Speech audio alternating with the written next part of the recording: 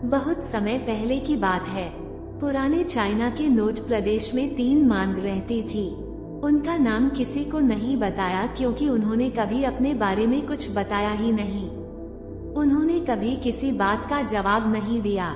चीन में बस उन्हें 3 हंसते हुए बिच्छू के नाम से जाना जाता था। वे तीनों सिर्फ एक ही काम करते, गांव में प्रवेश करती, बाजार के बीचों बीच खड़ी होती और हंसना चालू कर दी थी। वे अपने पूरे अस्तित्व के साथ हफ्ते अचानक लोगों का ध्यान उनकी तरफ खींचा चला आता और धीरे धीरे उनके चारों तरफ एक बड़ी भीड़ इकट्ठा हो जाती। वे इतनी एकाग्रता, तल्लीनता व संपूर्णता के साथ हंसती कि उनकी हंसी देखकर सारा गांव हंसने लग जाता। जब वो पूरा गांव हंसी के समुद्र में डूब जाता तो दूसरे गांव चले जाते हैं। बिना तो कुछ बोलती थी, न ही कुछ उपदेश देती और न ही कुछ शिक्षा। वे जहाँ भी जाते अपनी हंसी से ऐसा माहौल बना देती कि लोग अपने सारे दुख दर्द भूलकर हंसने लग जाते हैं। धीरे धीरे चाइना के लोग उन्हें बहुत प्यार करने लगे और वो पूरे चाइना में फेमस हो गई थी। लाख मॉम के नाम से चाइना के लोग उन्हें बहुत प्यार करती, उनका सम्मान करते हैं। इससे पहले और उनके बाद भी कभी किसी ने इस तरह से प्रचार नहीं किया कि जीवन केवल एक हंसी होना चाहिए और कुछ नहीं। वे विशेष रूप से किसी पर नहीं दी थी, यह बस मस्ती थी। जैसे कि उन्होंने ब्रह्मांडीय मजाक को समझ लिया हो, जैसे कि उन्होंने ईश्वर की मर्जी आपको समझ लिया हो और उन्होंने एक शब्द का उपयोग किए बिना पूरी चाइना में इतना आनंद फैलाया जितना आज से पहले किसी ने न फैलाया था। लोगों का नाम पूछते, लेकिन बस हफ्ते तो यह उनका नाम बन गया। 3 हफ्ते ये भी छूट थी, लेकिन पूरे चाइना में घूम घूम कर लोगों को हंसाते हुए समय के साथ भी तीनों बूढ़े हो गए।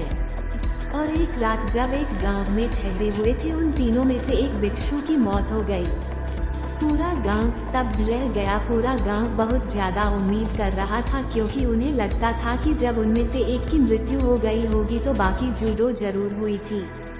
ये देखने लायक होगा क्योंकि किसी ने भी कभी इन लोगों को रोते हुए नहीं देखा था। जब सुबह हुई तो पूरा गांव इकट्ठा हुआ, लेकिन दोनों भिक्षु तीसरी की लाश के पास खड़ी जोर जोर से हंस रही थी, ऐसी हंसी जैसी उन्होंने आज से पहले कभी न हो। गांव के कुछ बड़े बुजुर्गों ने उन्हें समझाने की कोशिश की कि यह आपका साथी था और इसकी मृत्यु पर आपको हंसना नहीं चाहिए। तब उस दिन पहली बार उन भिक्षुओं ने लोगों से बात की और कहा, हम पास रहे हैं क्योंकि यह आदमी जीत गया है। हम हमेशा सोचते थे कि पहले कौन मरेगा, लेकिन इस आदमी ने पहले मरकर हमें हरा दिया। हम अपनी हार की जीत बरस रही है। इसके अलावा ये कई वर्षों तक हमारे साथ रहा, हम एक साथ हंसी, हमने एक दूसरे की मौजूदगी, उपस्थिति का आनंद लिया। उसे अंतिम विदा देने का इससे बेहतर तरीका और क्या हो सकता है। हम केवल हर सकते हैं। लेकिन पूरा गांव उदास था। जब मृत्यु बिच्छू के शरीर को अंतिम संस्कार के लिए चिता पर लिटाया गया तो सारे गांव वालों को एहसास हुआ कि शेष 2 तुम केवल मजाक नहीं कर रहे थे, वह तीसरा जो मृत था वह भी हंस रहा था। चीन में ये प्रथा थी, जब एक इंसान की मृत्यु हो जाती थी तो उसके पुराने कपड़े उतारकर उसे नहला धुलाकर उसे नए कपड़े पहना दी जाती थी। लेकिन मरने से पहले उस बिच्छू ने अपने साथियों से अपने कपड़े न बदलने के लिए कहा था। तीसरे बिच्छू ने कहा था, मुझे स्नान मत करवाना क्योंकि मैं कभी अशुद्ध हुआ ही नहीं। मेरे जीवन में इतनी हंसी आई कि कोई अशुद्धता जमा ही नहीं हो सकती थी। मैंने कोई धूल जमा नहीं की है। हंसी हमेशा युवा और ताजा होती है, इसलिए मुझे नहलाकर मेरे कपड़े बदलना।